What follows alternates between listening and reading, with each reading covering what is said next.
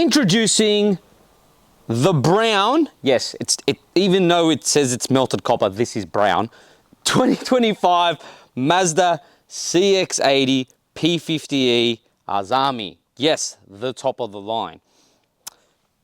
Can this Mazda be an alternative to the more expensive European counterparts, even though its price tag is quite hefty, coming in at $87,000 before on-road costs?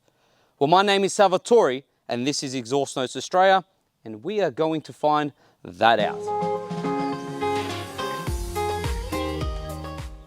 So what do you get for that big price tag? Well, you get a 2.5 litre, 4-cylinder, naturally aspirated petrol motor paired with an electric motor because it's a plug-in hybrid, allowing this 7-seat SUV to produce 241 kilowatts and 500 newton meters of torque, sending all that power through an 8-speed automatic transmission and then all-wheel drive, which gives this car a 0 to 100 sprint time of 7 seconds. Not the fastest, but not too bad.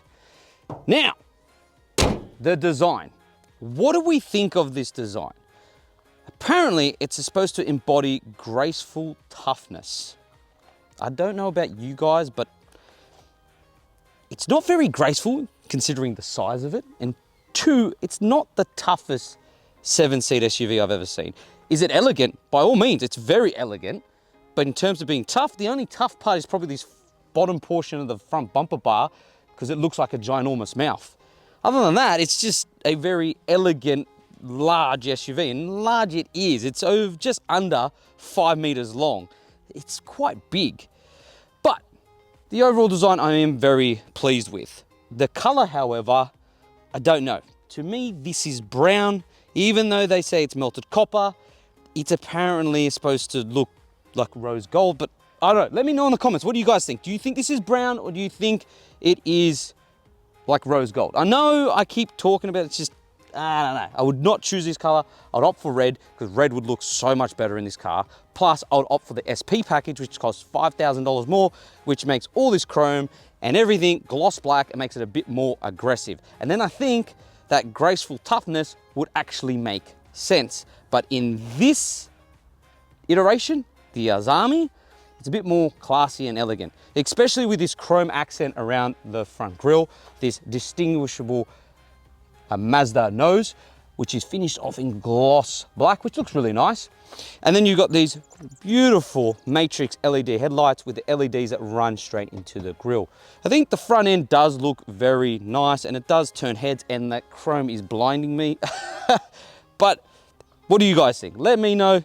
Do you think it looks good, or do you think the Santa Fe, one of our favorite 7-seaters, is a better looking car? Because remember, it's one of the competitors of this Mazda CX-80. Guys, it is a very large car. So it's just under 5 meters long, just under 2 meters wide, and it's just shy of just over 1.7 meters high.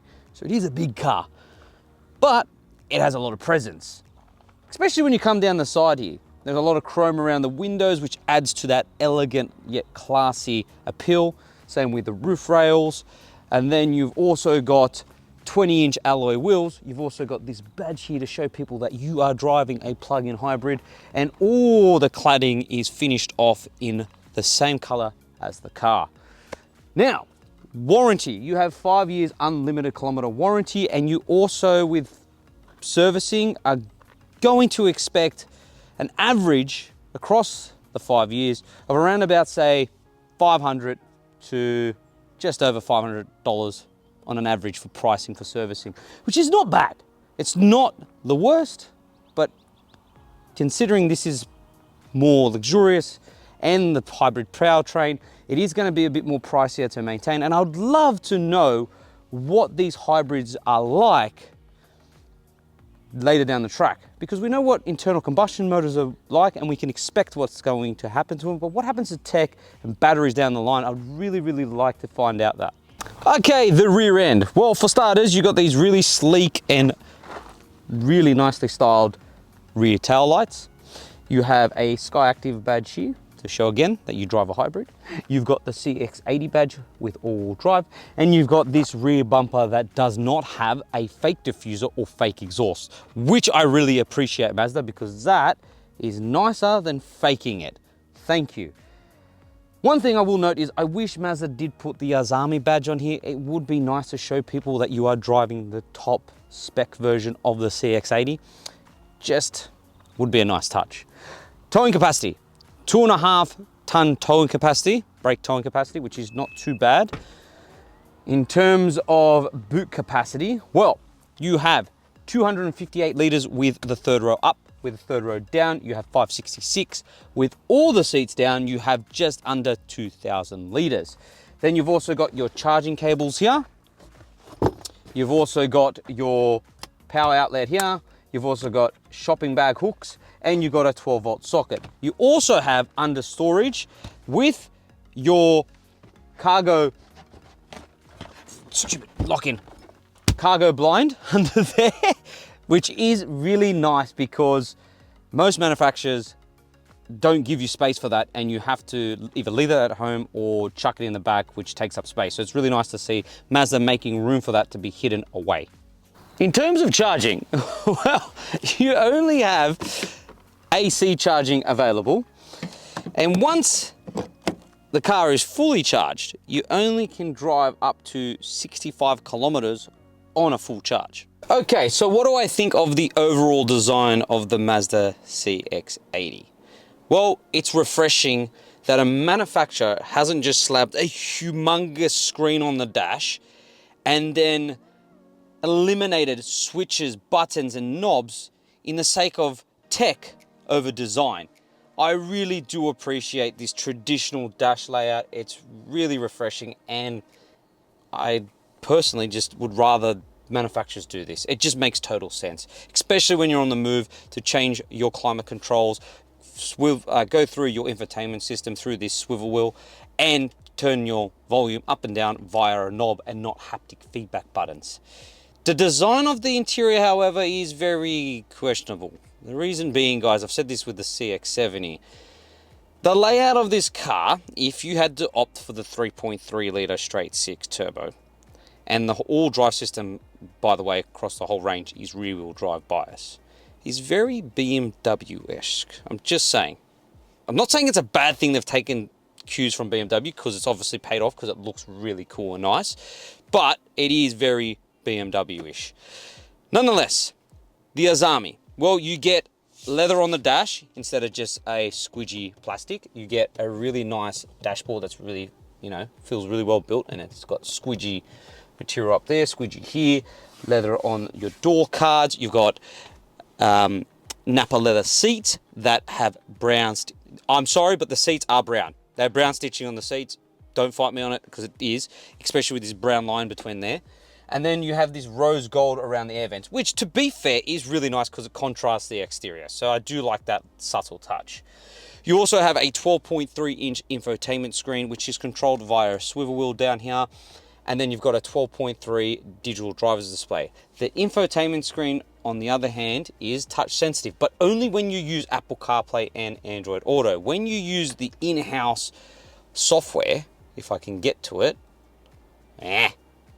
here we go. It's not touch sensitive, which I don't understand why they would have done that. So it's a bit odd. Maybe an update would fix that.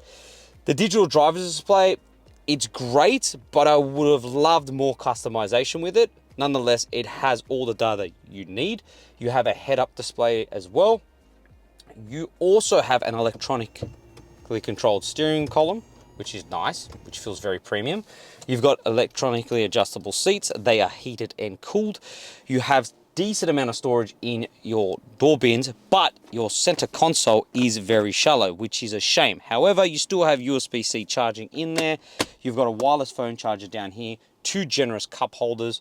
You have your drive modes here, which has sport, normal, EV, and off-road. You're never going to take this off-road, let's be blatantly honest. You've got a decent sized glove box and a heated steering wheel. Forgot to mention that. You also have a heated steering wheel and a Bose sound system and a panoramic sunroof and a sunglass holder up there. Hopefully I've covered all what is needed in the front row. But nonetheless, it's really nice here. I really do enjoy it. To let you know, if you do opt for the SP package, which is again another $5,000 option, you get a two-tone steering wheel, you get two captain chairs in the back that are heated and cooled, and you get like a suede effect on the dash as well. Other than that, guys, let's jump into the back row and see how practical this is as a family SUV. All right, so what's it like in the back here? Well, to be honest, it's very, very comfortable. The seats are so adjustable. They can recliney, and they can slidey, which is really convenient when it's trying to get comfortable in the back here if you are over my height, 5'9", because I'm not the tallest guy in the world. So for taller people, it would be a lot easier to get comfortable in the back here compared to most other SUVs. Like, you've got plenty of room to stretch out under the seat in front because they are elevated, plenty of knee room and plenty of headroom.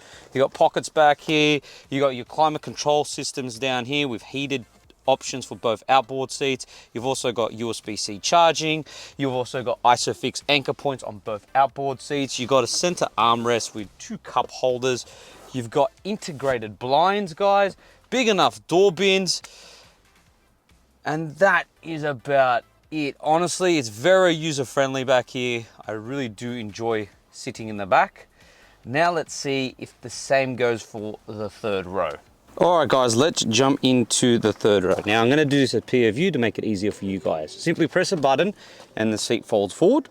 Then we push this seat forward and we jump into the rear. I grab the top tether point to pull the seat back, and I put the seat. Honestly, this is surprising. I've got plenty of knee room. My feet obviously can't go under the seat in front, but honestly, as an adult, this wouldn't be too bad on short journeys. Like most 7-seater SUVs, it's quite uncomfortable back here, but this, surprisingly, is really nice. Now, you've got two cup holders down here. You've got a USB-C charger there, and you got your air vent down there. Other than that, guys, that is the third row. Let's go take this Mazda CX-80 for a drive.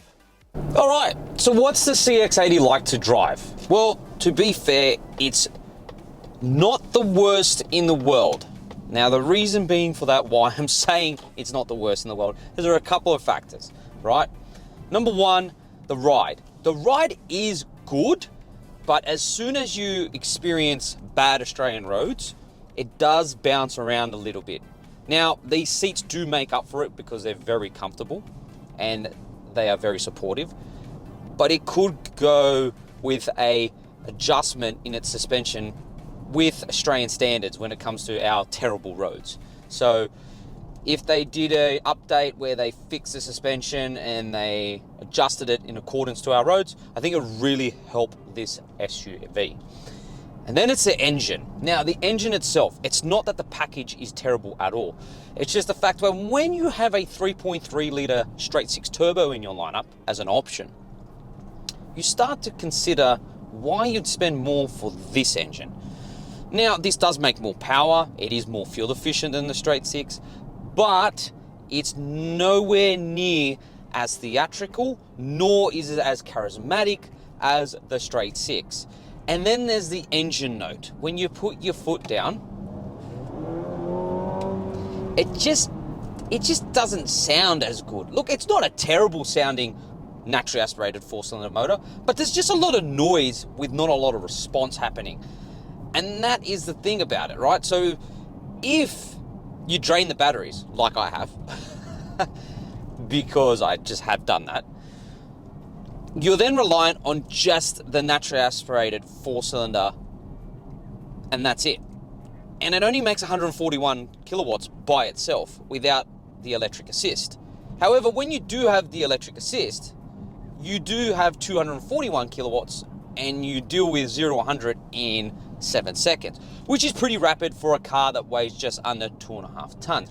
But when it's drained, it's very sluggish. It's not as responsive, and it's a bit of a letdown where the straight six is so much more potent and so much more lively, and it makes you really enjoy the drive itself. Now, that's coming from someone that loves cars, right? If you're someone who doesn't care that much and you just want something elegant, big, and can fit the family in it, and you want something that's fuel efficient, yes, then maybe this CX-80 out of the range is the one for you. Because when the electric assist is fully powered, there is a lot of power, and it is very responsive, and it is quite enjoyable. Now, when you put it into sport mode, how does it perform? Well, let's put my foot down. Now, turning corners, look, it's a big SUV, guys. It leans a lot, okay?